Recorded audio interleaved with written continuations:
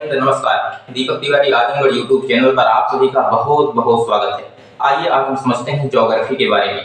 चाहे आप बिहार या स्टेट देना चाहते हो या फिर सीटेट का एग्जाम आप दे रहे हो या फिर आपको यूपी टेट या टीजीटी पीजीटी उत्तर प्रदेश की जो वैकेंसी आने वाली है, आप जानते ही हैं आयोग बनकर के पूर्णतः तैयार हो गया है। इसके सदस्य और अध्यक्ष की नियुक्ति भी कंप्लीट हो चुकी है। तो आइए हम समझते हैं ज्योग्राफी में। जो इसमें देखा जाए तो बिहार या स्टेट सबसे जो है महत्वपूर्ण है।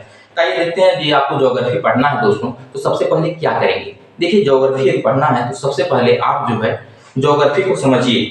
जैसे ये जो पूरा भूमंडल है इसे हम ज्योग्राफी कहते हैं। आप लोग समझेंगे तो पृथ्वी के बारे में तो बहुत से लोग पृथ्वी की बड़ी बड़ी उपमा देते हैं। कोई कुछ कहता है, कोई कुछ कहता है, कोई अंडा कहता है, कोई टमाटर कहता है। लेकिन आप लोग सबसे पहले समझेंगे तो जियोड से बना है जियोग्राफी। क्या है? जियोड से बना है जियोग्राफी। यदि हम जियोड को समझे तो जियोड क्या है? उभड़ खाबड़ आकृति को ही जियोड कहा जाता है। जैसे आप लोग अपने से भी समझ सकते हैं, कहीं पर देखा जाए तो मारियाना ट्रेंच है, कहीं पे प्रशांत महासागर है, कहीं पे देखा जाए तो माउंट एवरेस्ट जैसे विशाल पर्वत है कि नहीं? तो इससे पृथ्वी जो है कैसी है? उभड़ खाबड़ आकृति में। यदि देखा जाए इसकी आकृति को देखा जाए दोस्तों, तो आपको इसकी आकृति ऐसे ऐसे दिखेगी, कुछ ऐसे ऐसे। अब इसे समझने के लिए दोस्तों, इसको समझने के लिए एक परिमाप दे दिया गया है, एक आकार दे दिया गया है, जिसे हम जियोग्राफी कहते हैं। क्या कहते हैं? जियोग्राफी कहते हैं। इस आकृति को समझा जाए तो यह है जियोड। क्या है? यह है जियोड। जियोड से ही बना है जियोग्राफी। यदि आप लोग को कभी कोई पूछे कि पृथ्वी कैसी है तो कैसे बताना है? जियोड है। कैसी है? जियोड है। पृथ्वी कैसी है? जियोड है दोस्तों। इसके बाद यदि हम समझें कि कैसे पढ़ें जियोग्राफी जो आसान भाषा में समझ में आ जाए। दोस्तों, सबसे पहले पृथ्वी की उत्पत्ति कैसी हुई, पृथ्वी की यह ब्रह्मांड की उत्पत्ति कैसी हुई, सबसे पहले आप लोग पढ़ेंगे ब्रह्मांड के बारे में। ब्रह्मांड के बाद आप लोग पढ़ेंगे सुपर क्लस्टर के बारे में। सुपर क्लस्टर के बाद आप लोग पढ़ेंगे आकाश गंगा के बारे में। आकाश गंगा के बाद आप लोग पढ़ेंगे तारे के बारे में। तारे के बाद आप लोग पढ़ेंगे जो है ग्रह के बारे में और उपग्रह के बारे में, उल्का पिंड के बारे में, धूमकेतु के बारे में, नक्षत्र के बारे में। इन सब के बारे में आप लोगों को धीरे धीरे पढ़ाया जाएगा। तो सबसे पहले आप समझते हैं ब्रह्मांड। आप लोग जानते हैं एक छोटा सा बिंदु था और वह विस्तारित हो गया। क्या उसमें विस्फोट हो गया जिससे हमारे ब्रह्मांड का निर्माण हुआ दोस्तों। तो सबसे पहले ब्रह्मांड में सबसे अधिक, यदि आप आंख उठा करके देखेंगे दोस्तों, यदि आंख उठा करके आप लोग ऊपर देखेंगे तो सब कुछ दिखने वाला आकाशीय पिंड जो है यह सब ब्रह्मांड के अंतर्गत ही आता है। अभी देखा जाए तो ब्रह्मांड क्या है? विस्तारित हो रहा है। क्या हो रहा है? विस्तारित हो रहा है, यानी ब्रह्मांड अभी बढ़ रहा है। जो विस्फोट हुआ था वह अभी आकार बढ़ रहा है। यह किसने कहा था? यह हब्बल नामक वैज्ञानिक ने कहा था। एडविन हब्बल नाम के वैज्ञानिक ने, खगोलवेत्ता ने यह बताया था। एक उन्होंने दूरबीन बनाया था दोस्तों, जो एडविन हब्बल नाम का एक बनाया था दूरदर्शी दोस्तों, वह अंतरिक्ष में भेज दिया, जिससे यह पता चला कि ब्रह्मांड भी विस्तारित हो रहा है, बढ़ रहा है। तो सबसे पहले हम यही समझते हैं कि तारे का निर्माण कैसे होता है। तारे का निर्माण कैसे होता है? आप जानते हैं ब्रह्मांड में धूल कंकड़ पत्थर की किसी प्रकार की कोई कमी नहीं है। धूल कंकड़ पत्थर की किसी प्रकार की कोई कमी नहीं। यही धूल कंकड़ पत्थर जब दोस्तों विरल अवस्था में रहते हैं, दूर ऐसे रहेंगे, जो दूर रहेंगे, तो इसे हम लोग कहते हैं विरल गैस। क्या कहते हैं? विरल गैस कहते हैं। विरल गैस के नाम से इसे हम जानते हैं। अब यही धूल कंकड़ पत्थर जब संकेंद्रित होते हैं, जब आपस में जो मिलते हैं दोस्तों, तो इसे हम लोग कहते हैं, जब यह संकेंद्रित होंगे तो और छोटे छोटे हो जाएंगे दोस्तों, और क्या करेंगे? मिलने लगेंगे, तो हम लोग इसे कहते हैं, इंग्लिश में देखा जाए दोस्तों, इसे कहा जाता है नेबुला।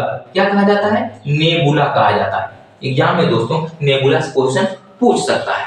हिंदी में देखा जाए तो इसी को हम लोग निहारिका के नाम से जानते हैं। क्या कहते हैं? निहारिका के नाम से जानते हैं। यदि आप लोग बिहार या स्टेट या यूपी टीजीटी पीजीटी देना चाहते हैं तो हमारे इस यूट्यूब चैनल से आप लोग जुड़ सकते हैं। यहाँ पर किसी प्रकार की कोई ऐसी बात नहीं की जाती है, सिर्फ एग्जाम पॉइंटेड या बात की जाती है। हम ज्योग्राफी से आप लोगों को पूर्णतः यह आश्वासन देना चाहते हैं कि एक भी नंबर आप लोगों का नहीं छूटेगा। आइए देखते हैं, इसे कहते हैं निहारिका। जब यह विरल गैस आपस में संकेंद्रित होने लगती है तो इसे कहा जाता है निहारिका। क्या कहा जाता है दोस्तों? निहारिका कहा जाता है।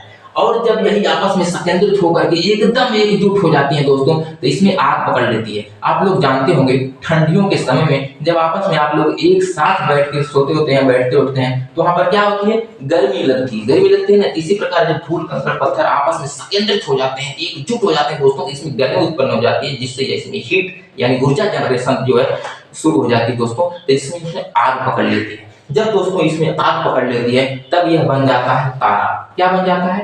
तारा। ब्रह्मांड में देखा जाए तो तारों की किसी प्रकार की कोई कमी नहीं है। 100 गुणे 100, 100 गुणे 100 माने 100 अरब में 100 अरब का यदि आप गुणा करेंगे तो जितना निकल कर आएगा दोस्तों इतने तारे, यानी कोई तारा गिन नहीं सकता है। रात में जब आप लोग देखेंगे तो सब तारे तारे ही दिखाई देते हैं, यानी ब्रह्मांड में बहुत से तारे हैं। एक आकाशगंगा में लगभग 100 अरब तारे होते हैं। कितने? एक आकाशगंगा में लगभग 100 अरब तारे होते हैं। अब पूरे ब्रह्मांड में देखा जाए तो 100 अरब आकाशगंगाएं हैं। कितनी आकाशगंगाएं हैं? 100 अरब। तो हम अभी तारे के बारे में आप लोगों को बता रहे हैं, इसके बाद हम आकाशगंगा के बारे में भी बताएंगे। इसमें तारा होता है, तारा में क्या होता है दोस्तों? हाइड्रोजन होता है। क्या होता है? हाइड्रोजन। यह क्या हो जाता है? हीलियम में इसका संलयन हो जाता है। क्या हो जाता है? संलयन। विखंडन नहीं दोस्तों, संलयन हो जाता है। क्या हो जाता है? संलयन। विखंडन को आदमी पकड़ भी सकता है और इसे छोड़ भी सकता है, रोक भी सकता है और छोड़ भी सकता है, लेकिन संलयन को आदमी छोड़ नहीं सकता दोस्तों। इसमें हाइड्रोजन का हीलियम में संलयन होता है, जिससे इसमें क्या उत्पन्न हो जाती है दोस्तों? ऊर्जा। ऊर्जा। जब किसी भी तारे का ऊर्जा जो है 6000 डिग्री टेम्परेचर से अधिक हो जाता है, 6000 डिग्री सेल्सियस से अधिक किसी भी चीज का टेम्परेचर 6000 डिग्री से अधिक हो जाता है तो वह जो है प्लाज्मा अवस्था में आ जाता है। किसमें? प्लाज्मा अवस्था में आ जाता है। 6000 से अधिक हो जाएगा तो क्या हो जाएगा? प्लाज्मा अवस्था में दोस्तों आ जाएगा। यदि देखा जाए अवस्थाएं कितने प्रकार की होती है तो आप लोग ठोस, द्रव, गैस तीन के बारे में समझते होंगे, लेकिन बोस-आइंस्टीन एक होती है। बोस-आइंस्टीन सबसे ठंडा होता है और प्लाज्मा सबसे गर्म होता है। सबसे गर्म देखा जाए दोस्तों तो प्लाज्मा, और सबसे छोटा देखा जाए दोस्तों, सबसे कम देखा जाता है बोस-आइंस्टीन। 5 प्रकार के लगभग अवस्थाएं होती हैं। यह हो गया प्लाज्मा। प्लाज्मा में क्या होता है दोस्तों? नाभिक संलयन हो जाता है। विखंडन